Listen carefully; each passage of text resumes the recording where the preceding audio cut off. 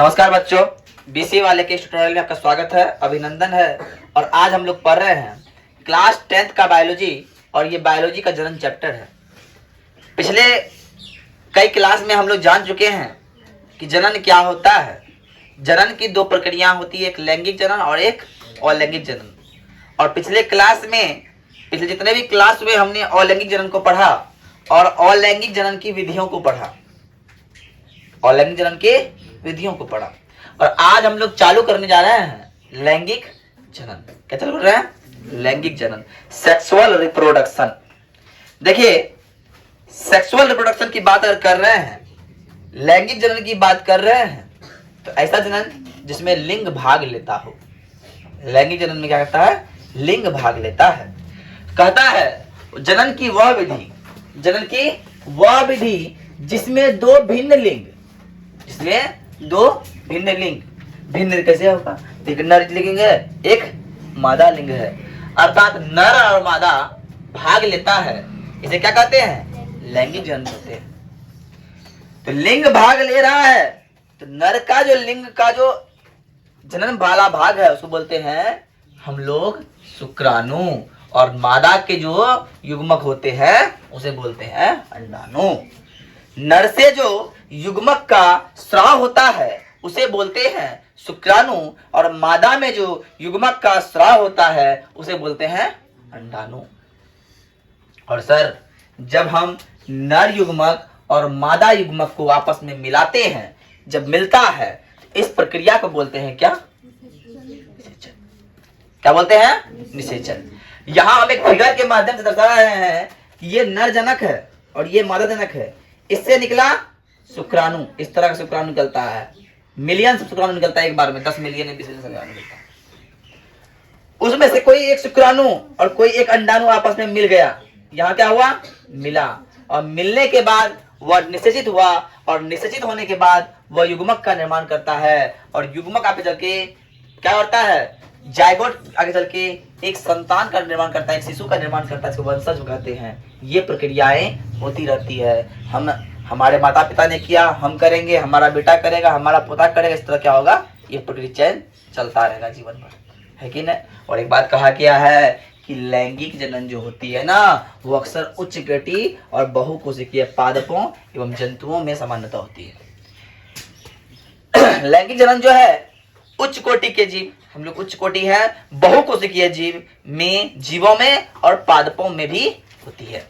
ऐसा नहीं है कि सभी पादप और लैंगिक जनन ही करते हैं। पादप लैंगिक जनन भी करते हैं, जंतु लैंगिक जनन भी करते हैं, लेकिन कैसे जंतु, कैसे पादप? तो उच्च कोटि और बहुकोशिकीय। बात समझ में आई? कैसे जो है उच्च कोटि और बहुकोशिकीय है। अब यहाँ तक बात समझ में आया। लेकिन लिंग के आधार पर जीव को दो भाग में बांटा है। जकरा शरीर में एक लिंग वो एक लिंगी, जकरा शरीर में दोनों लिंग वो उभयलिंगी या द्विलिंगी। बात समझ? लिंग के आधार पर अगर कहा जाए तो जीवों को दो भाग में बांट दिया गया है, एक लिंगी जीव और द्विलिंगी जीव। एक लिंगी जीव जब नर या मादा, या तो नर या मतलब मादा, या नर या मादा लिंग अलग अलग विष्टियों में पाए जाते हैं, तब ऐसे जीव एक लिंगी कहलाते हैं। मतलब मनुष्यों में अगर देखे तो मनुष्यों में, पुरुषों में नर युग्मक पाया जाता है और महिलाओं में मादा युग्मक पाया जाता है। तो हम लोग क्या है? हम लोग का अलग अलग शरीर है और अलग अलग लिंग है। तो अलग अलग लिंग होने से कारण हम लोग क्या कहला गए? एक लिंगी कहला गए। पपीता जब पौधा को देखता होगा, कोई बोलता है कि नहीं लड़का पौधा हो गया, क्या बोलता है? पुरुष पौधा हो गया पपीता का, फलता नहीं, खाली से फूल देता है क्या ना? है ना? तो मतलब क्या है? पपीता का पौधा भी क्या होता है? एक लिंगी होता है। क्या होता है? एक लिंगी होता है। तरबूज एक लिंगी होता है, मनुष्य एक लिंगी होता है, मछली, मेढक इत्यादि बहुत सारे और जीव जंतु हैं और पादप हैं जो कैसे होते हैं? एक लिंगी होते हैं। लेकिन सर, जब बात ऐसा आ जाए कि द्विलिंगी की बात करें, क्या? अब देखिए एक बात और, जब एक लिंगी की बात कर रहे हैं, तो एक लिंगी में जिससे शुक्राणु का स्राव हो, जो शुक्राणु को रिलीज करे, ओकरा हम नर युग्मक कहेंगे या नर जीव कहेंगे, और जो अंडाणु रिलीज करे ओकरा हम मादा युग्मक या मादा जीव कहेंगे? बोलिए यस या नो। अब आते हैं सर, द्विलिंगी की बात करते हैं या उभयलिंगी की बात करते हैं। जब नर और मादा लिंग एक ही विष्टि में होते हैं उसे द्विलिंगी या उभयलिंगी कहते हैं। अब मान लो एक के शरीर है, एक के शरीर में नरो युग्मक निकलता है और मादो युग्मक निकलता है, शुक्राणु भी आ रहा है, अंडाणु भी आ रहा है, एक के शरीर में मिलके बच्चा पैदा कर दिया, एकरा मतलब का है? द्विलिंगी है। का है? द्विलिंगी है। इसलिए बोलते हैं जब नर और मादा युग्मक, जब नर और मादा लिंग एक ही विष्टि में हो तो उसे उभयलिंगी या द्विलिंगी कहेंगे। सरसों का पौधा, सरसों के कोई फूल नर युग्मक होता है, कोई मादा युग्मक होता है, और नर वाला फूल का पुंग की परागकण मिस्त्री वाले फूल में पहुंचने के बाद वह सरसों का एक चिमड़ी बनता है या फिर एक सरसों का धाड़ी बनता है, उसमें सरसों बनता है ना। गुलहर, केचुआ, कृमि, हाइड्रा ऐसे जीव जो हैं वो कैसे हैं? तो वे द्विलिंगी होते हैं। यहां तक बात समझ में आई? अब लैंगिक जनन में हम जाएंगे। पढ़ने से पहले पुष्प में लैंगिक जनन के बारे में पढ़ेंगे, पौधों में लैंगिक जनन के बारे में, उसके बाद इंसानों में पढ़ेंगे। तो पहले इसको उतारिए, हम मिटाते हैं, है ना। देखिए अब हम पुष्पों में लैंगिक जनन की बात कर रहे हैं। तो जब पुष्प, देखिए लैंगिक जनन में पुष्पी पौधों में फूल पुष्प का वास्तविक जनन भाग होता है। किसी भी पौधे में लैंगिक जनन होता है तो उसके लिए जो जनन के लिए प्रक्रिया के लिए जो उत्तरदायित्व है वो उसके लिए पुष्प उत्तरदायित्व है। कौन है? पुष्प, ना कि फल, क्योंकि इसमें जनन अंग उपस्थित होते हैं। फल में जनन अंग उपस्थित नहीं होता है, सिर्फ फूल में जनन अंग उपस्थित होता है जो जनन क्रिया के लिए आवश्यक है। पुष्प के जनन भाग, पुष्प एक डंठल के द्वारा तने से जुड़ा रहता है, जिसे वृंत कहते हैं। ये जो दिख रहा है आपको फिगर में, ये फूल किसी डंठल के द्वारा जुड़ा हुआ रहता है एक डंठल से, रहता है। इसको क्या बोलते हैं? वृंत कहते हैं। क्या कहते हैं? वृंत। जब पुष्प किसी डंठल के द्वारा, जिस डंठल के द्वारा जुड़ा हुआ तो क्या बोलते हैं? वृंत कहते हैं। और पुष्प के मुख्यतः 4 भाग होते हैं, बाह्य दलपुंज, दलपुंज, पुमांग और जायांग। बाह्य दलपुंज और दलपुंज को सहायक अंग कहते हैं और जबकि पुमांग और जायांग को आवश्यक अंग कहते हैं। ध्यान समझिएगा, सहायक और आवश्यक में डिफरेंस क्या है। जो हमारा सहायता करता है, रक्षा करता है, जो हमें प्रोटेक्ट करता है ना, वो हो गया सहायक। और आवश्यक अंग क्या है? जनन प्रक्रिया में जिसका होना अनिवार्य है, जो है, जो होने के बावजूद भी, जो वास्तव में होने के बावजूद भी उसकी रक्षा नहीं कर पा रहा तो बेकार हो जाएगा ना। तो उसका रक्षा करने वाला कौन है? सहायक अंग। आप फिगर को देखिए, आपको ये फिगर दिख रहा होगा। फिगर की सुंदर, इस फोटो को क्या देख रहे हैं? जो फूल का पौधा, फूल का सुंदरता को बढ़ाने वाला कौन है? ध्यान से देखिए, आपको ये फूल दिखता होगा, आपको ये फूल दिख रहा है ना। ध्यान समझिए, ये फूल जो है, ये फूल जुड़ा हुआ था एक पौधा से। इस डंठल को हम लोग क्या बोले? वृंत बोले। क्या बोले? वृंत बोले। अब ध्यान समझिए, ये है दलपुंज। सुंदरता किसे कारण है? इसे कारण बढ़ता है ना। पुष्प का सौंदर्य भाग कौन सा है? ये है। तो इस भाग को हम लोग बोलेंगे बाह्य दलपुंज। क्या बोलेंगे? बाह्य दलपुंज, है ना। नहीं, बाह्य दलपुंज इसको बोलेंगे, हरा वाला जो भरा हुआ है क्या ना, और इसको बोलेंगे दलपुंज। इतना बात तो समझ में आया? अब आइए, आपको बोले धतूरा फूल आते तो और डिफाइन कर सकते थे। इसमें जो निकला हुआ ये दिख रहा है, इसको बोलते हैं तंतु। क्या बोलते हैं? और इसमें जो लिया लगा हुआ है, सब परागकण लगा हुआ है। क्या लगा हुआ है? क्योंकि पराग कोश में ही परागकण होता है। क्या होता है? पराग कोश में। तो यहाँ दिया है सहायक अंग फूलों को आकर्षक बनाने के साथ साथ उसके अंगों की रक्षा करता है। इस फूल की कोई रक्षा करने वाला कौन है? ये, और ये अंग रक्षा करने वाला है। और इसके बीच में यहाँ पे इस जगह देखिए, यहाँ पे यहाँ पे पाया जाता है अंडाशय, और इसी में बीज पैदा होगा। इसी अंडाशय में बीज का निर्माण होगा। यहाँ दिख रहा है, देखिए ये जो तोड़ के हटाएं, इसके बाद जो ये बचा है, ये जो बचा है ये क्या है, ये भाग जो है ये है अंडाशय वाला भाग, और इसी में बीज का निर्माण होता है, और इसको बोलते हैं तंतु, और ये होता है दलपुंज, और परागकोश में ही परागकण का निर्माण होता है। अब आते हैं आवश्यक अंग में कौन सा भाग गया? आवश्यक अंग पुमांग होता है और जायान होता है। जायान क्या होता है? जायान को बोलते हैं मादा भाग और पुमांग को बोलते हैं पुरुष भाग। जिस पुष्प में तंतु और परागकोश है, इस पुष्प में तंतु और परागकोश है क्या? नहीं है, है। ये है तंतु और ये है परागकोश। जिस पुष्प में सिर्फ तंतु और परागकोश पाया जाता है वो सिर्फ नर पुष्प कहलाएगा, नर पुष्प। अब बताओ, इसमें सिर्फ एक तंतु है, दिख रहा है कि नहीं? एक है ना? इसमें जो है एक वर्तिकाग्र हो सकता है, एक मादा फूल भी होगा जिसपे ये नर पुष्प का ये परागकण जाके गिर जाएगा। ये पीला कलर का जो होता है परागकण होता है, ये परागकण उसमें चले गया, उसमें मिला और धीरे धीरे बीजांड का निर्माण कर देगा। तो यहाँ पे बोल रहे हैं कि पुमांग में जिस पुष्प में क्या है, तंतु और परागकोश, यहाँ देख लीजिए, ये तंतु और परागकोश जो है ये क्या है? नर भाग है। क्या है? और वर्तिकाग्र और अंडाशय, ये बीजांड, ये सब क्या है? मादा भाग है। क्या है? मादा भाग है।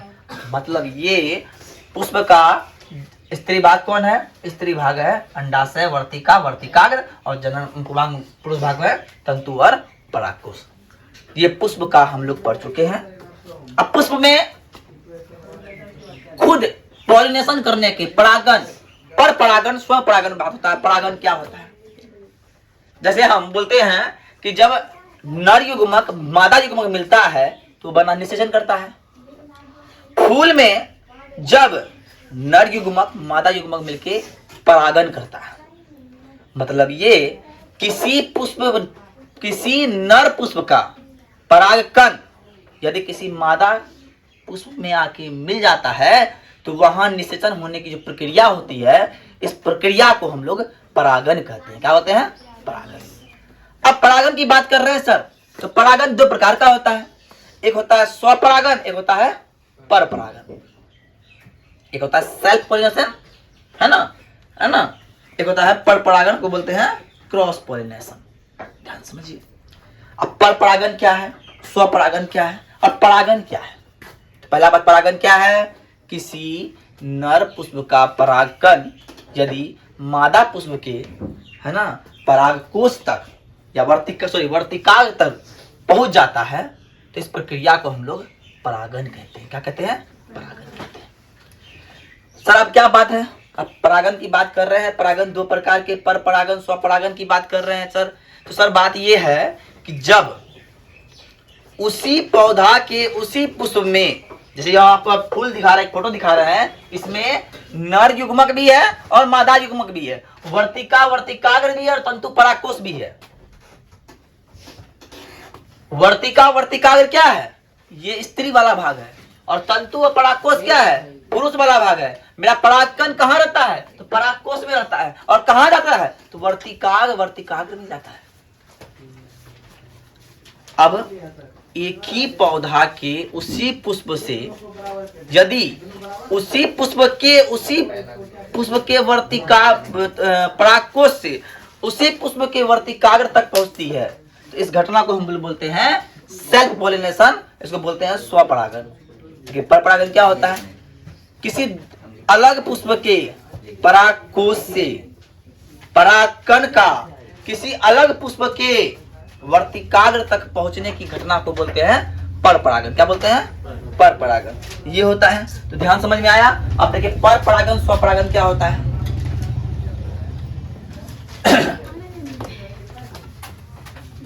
परागन पहले क्या बोलते हैं? परागन और डिफिनेशन।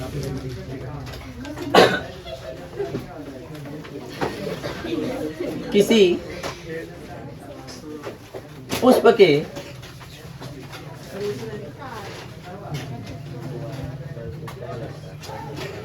परागकोश से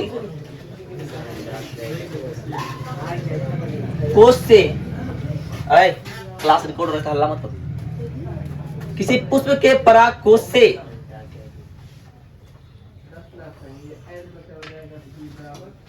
परागकण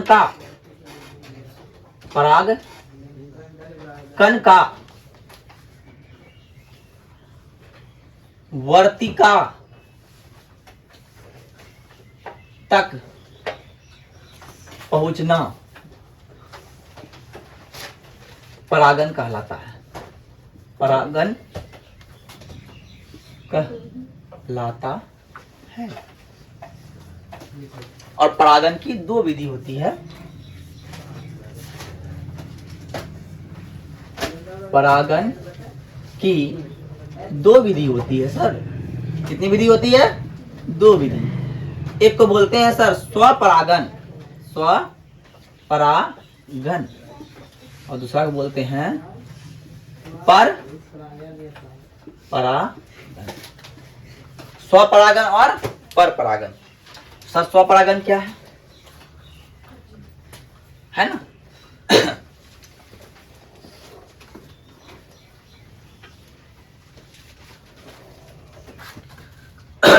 जब एक ही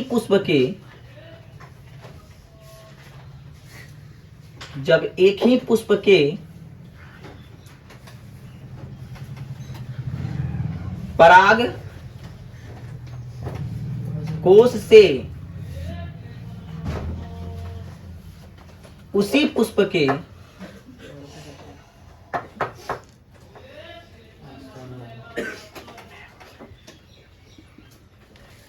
वर्तिकाग्र तक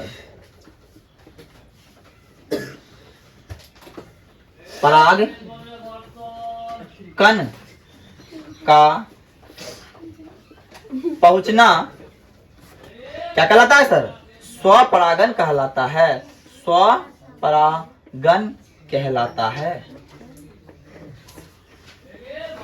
जबकि अगर परपरागन की बात करते हैं,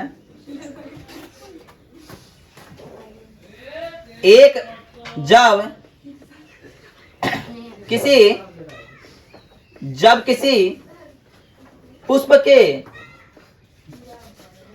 पराग कोश से अन्य पुष्प के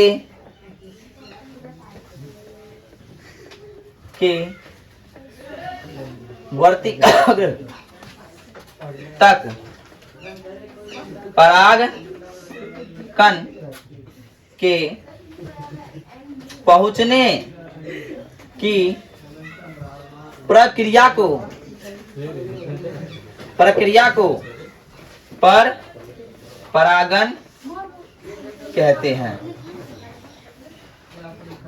बात समझ में आई? क्या कहते हैं? परपरागन कहते हैं। और जानते हैं सर परागन क्या होता है? तो पुष्प के ऊपर एक पीला चिपचिपा पदार्थ को हम लोग परागकण कहते हैं। ये बात आप लोग जान जाइए। तो आज के लिए इतना ही। जय हिंद, जय भारत। और नेक्स्ट चैप्टर में हम पढ़ाएंगे, नेक्स्ट क्लास में हम पढ़ाएंगे कि मनुष्यों में जनन। क्या पढ़ाएंगे? मनुष्यों में जनन। तो मनुष्यों के बारे में पता है कि जनन होता है, मनुष्यों के जो भाग है, कौन जनन में भाग लेने वाला आवश्यक भाग है, उन सब की बात हम लोग करेंगे। धन्यवाद।